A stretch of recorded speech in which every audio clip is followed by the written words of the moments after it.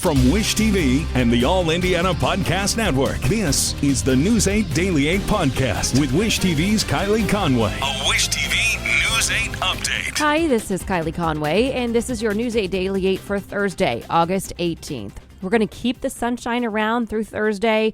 Temps are going to be a little bit warmer for some spots with highs in the low to mid 80s. Humidity values are going to stay on the lower side, so just another beautiful day we have in store for us. So if you saw Noah, you knew a pair of shades would be close by.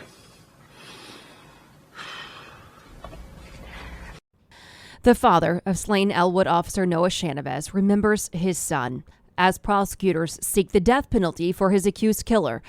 Madison County Prosecutor Rodney Cummings says his office talked with the Chavez family, the Indiana Attorney General's office, and other prosecutors. They came to a unanimous decision against Carl Bords II. Investigators say Bords fired 36 rounds from a high-powered rifle. More than 30 hit Officer Chavez. Cummings says his office also weighed Bords' criminal history in deciding to pursue a death sentence. Death penalty cases, including appeals, could take 15 to 20 years. Chavez's family and Cummings say they hope Chavez's death will change how these cases are handled. They're hoping, and I'm hoping, these kind of attacks on police officers will lead to meaningful change in the legislature for more serious criminal penalties for violent criminal offenders. Prosecutor Cummings says he will not accept a plea deal and plans to take the case to jury. Bords is due back in court on September 30th. And there are 8 people right now, all men on state's death row. Their time there ranges from 7 to 28 years. Indiana's last execution was nearly 13 years ago in December of 2009. At least 4 death penalty trials are pending in Indiana. That includes the man accused of murdering IMPD officer Breanne Leith in April of 2020. His trial is set to begin in September of next year. And today, attorneys for several major media companies will try to convince a judge to make public the affidavit at the center of the search of the Florida estate of former President Donald Trump. The same federal judge who approved the warrant will weigh the arguments. The news agencies argue the affidavit is of great public interest. The Justice Department says opening it would damage its investigations and put witnesses at risk. A CNN report indicates the former president is considering releasing surveillance video of the FBI search of his Mar-a-Lago home. CNN says some of Trump's allies have encouraged him to share the footage, saying it could energize the Republican Party. Others have cautioned against releasing the video. They say it would provide people with a visual understanding of the volume of materials investigators seized. And former Vice President and Indiana Governor Mike Pence is pushing back against his own party, condemning Republican criticism of the Mar-a-Lago search. He says Republicans can hold the FBI accountable without attacking it. Pence is asking for restraint. He's calling for Republicans to stop attacking the nation's top law enforcement agency as it warns of a spike in violent threats targeting agents and government facilities. Pence made the comments at a political event in New Hampshire Wednesday. He denounced calls by some of Trump's allies to defund or destroy the FBI. Pence called the Republican Party one of law and order, asking the political right to tone down the rhetoric. Pence did say U.S. Attorney General should be more forthcoming about what led authorities to search Trump's Florida estate. And in the wake of the 4 years that we endured with the politicization of the FBI, the American people have a right to know the basis for this. This unprecedented action does demand unprecedented transparency. These attacks on the FBI must stop. Calls to defund the FBI are just as wrong as calls to defund the police. Pence also revealed he would consider testifying before the January 6th panel if he were invited. Before Wednesday, he had refused to say if he would engage with the panel. So far, the committee hasn't decided to seek Pence's testimony, saying his former chief of staff and former lawyer have provided investigators with plenty of evidence. One of former President Trump's closest business associates is poised to plead guilty in a criminal tax evasion case. Alan Weisselberg was the longtime chief financial officer for the Trump Organization. The AP reports he has agreed to a plea deal that will give him a lighter sentence in exchange for his testimony. Weisselberg is charged with taking more than $1.7 million in compensation from the Trump Organization without paying taxes on it. Under the deal, he would have to speak in court about the company's role in the scheme and may serve as a witness when the organization goes on trial in October. And the future of USA Gymnastics events in Indiana is in question this morning. The Indianapolis-based organization says there is no doubt abortion laws will factor into venue selections. USA Gymnastics president Lili Leung says that they are committed to empowerment and choice.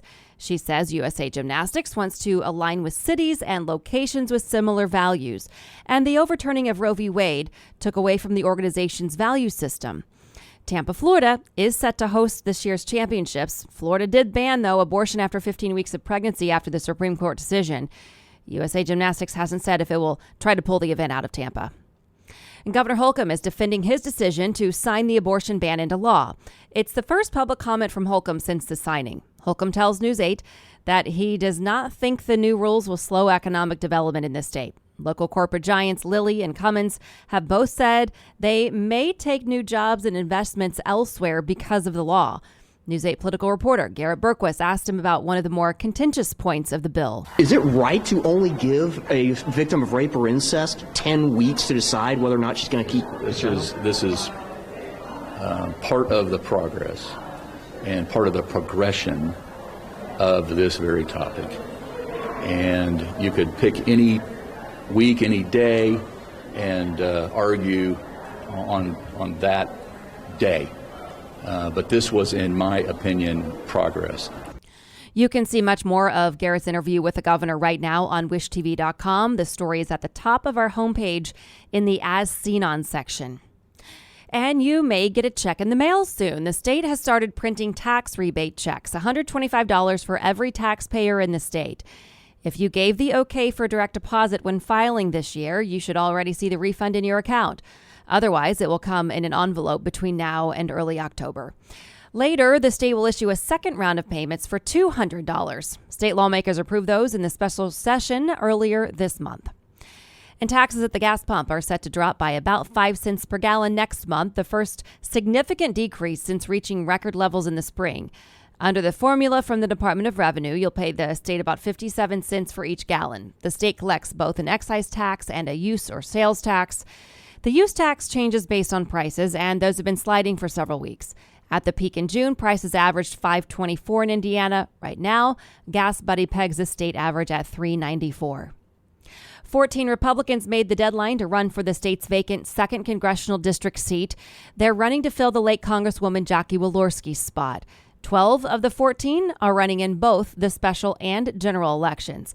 That includes names like Curtis Hill, Terry Harper III, and Christy Stutzman.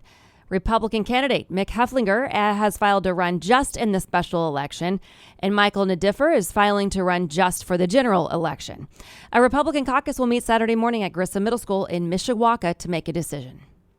Today, state leaders will announce a major statewide investment in reading development. The iRead 3 results released last week show 1 in 5 third graders in Indiana are not yet strong readers. Governor Eric Holcomb and the Secretary of Education, Dr. Katie Jenner, are making an announcement at 10 this morning. The Hamilton Southeastern school year begins with division. Parents are split over adding microaggressions to the student handbook.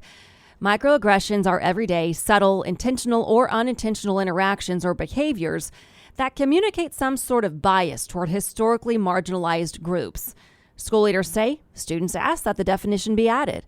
Beth Ann Budenbaum has 2 adopted daughters from China. They've both graduated high school, but she says they dealt with microaggressions on a regular basis. Questions around, do you eat dog or cat? Sometimes that was used in a not so nice way. Sometimes it was an honest, innocent question that just wasn't understood. And so being able to bring those conversations to light, that's just adulting. Some parents on the other side say the move is unnecessary and the district should focus on improving academics. Family members are renewing their pleas for help, finding whoever hit and killed a child, then drove away. Jairi Matthews died July 18th in a parking lot in Castleton. His mother says she pulled into the lot because of car trouble. Her son got out to play, and someone hit him and left. The family released balloons in the lot yesterday to remember the boy and to ask for justice. If you hit someone, you hit the person, just stop, pull over, stop. It makes it more easier. And I know that it might have been a mistake or you maybe was on your phone. Just don't leave the scene. Family members say they're frustrated with the pace of the investigation. They want to see surveillance video from a nearby bank that may show something. We asked the Marion County Prosecutor's Office about any updates, and the response, the case is still under investigation. IMPD says a man wanted for murder and robbery in Monroe County may be in or near Indianapolis. The department shared a picture of Malik Bennett on social media. You can find it there. Police haven't released any other details about the case. They ask anyone with information to call 911 or Crime Stoppers. And IMPD says the victim of a shooting at a Speedway apartment complex is a male. Police didn't give his age in a release sent to News 8 early this morning. They did say they do have an ID on the victim, but are waiting to release his name and age until family is notified. Officers responded to the Covington Square Apartments on Cheshire Road just before 10 last night. That's near High School and Rockville Road. Investigators haven't said anything else about the victim or a possible suspect. And today, the White House says it will update Americans on its response to monkeypox. This as Indiana becomes the 21st state to reach 100 probable or confirmed cases of monkeypox. The CDC now lists 101 cases in Indiana. The state's first case was reported on June 18th. The total U.S. count is approaching 14,000. The World Health Organization officials say new monkeypox cases jumped 20% last week compared to the week before. And the CDC says it has a plan to improve responses to outbreaks. It involves better sharing of information, understandable communication, setting priorities, and enhancing its workforce. The CDC is searching for the source of an E. coli outbreak as well in 2 of our neighboring states. The agency confirmed 29 cases so far, 9 led to hospital stays. There are no known deaths at this point. The cases are in Michigan and Ohio. The CDC thinks they all came from the same source, and now the task is finding it. The CDC says anyone with its symptoms should write down what they ate in the last week and call their healthcare provider. To business headlines now. Wallet Hub says it did not have enough information to put a ranking on Indiana's community colleges. It's unclear if they just didn't get survey responses. For the 2022 school year, Indiana has 28 community colleges serving 221,224 students. Ivy Tech is the largest. 1 year at a community college is nearly 3 times less expensive than a year at a public 4-year college. Cars.com finds that 48% of parents install car seats incorrectly, but some vehicles are easier to install seats than others. Cars.com found the 2022 Acura RDX got straight A's on the car seat fit report card. Lowe's store employees will soon see bonuses in their paychecks. The home improvement retailer is giving $55 million in bonuses to its hourly workers in stores during this time of high inflation. Bank of America is taking a big financial hit from doing away with most overdraft fees. The bank says overdraft fee revenue for June and July was down 90% from last year. Bank of America took a different route, cutting overdraft fees to $10 from $35 starting in May. It also eliminated the $35 non-sufficient funds fee customers pay if a check or automatic payment causes their account balances to go negative. And it eliminated the $12 fee charged when customers use overdraft protection services.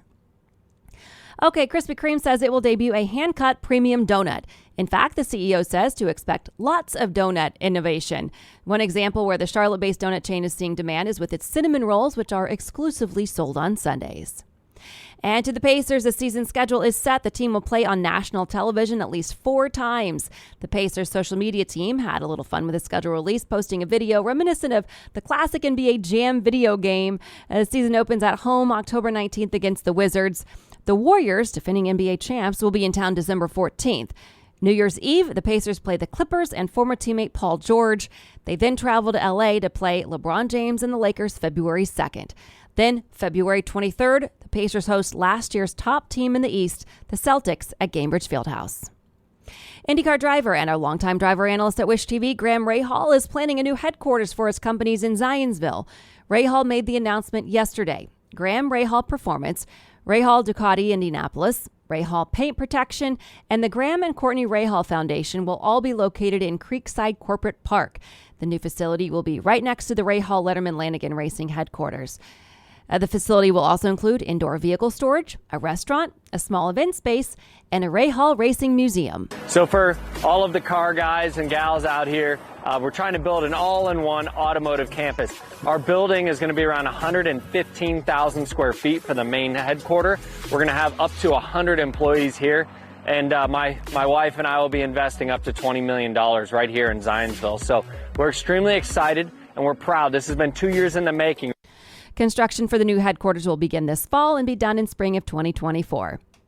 Pickled pizza takes the top food prize at the fair. If you haven't had a chance to try it, the Taste of the Fair winner has dill ranch sauce, mozzarella cheese, dill seasoning, and dill pickles on it. Second place goes to pretzel nacho bites, pieces of pretzels with nacho cheese, sour cream, jalapenos, and bacon bits.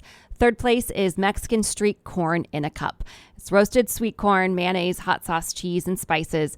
There's still 4 more days to try the winners.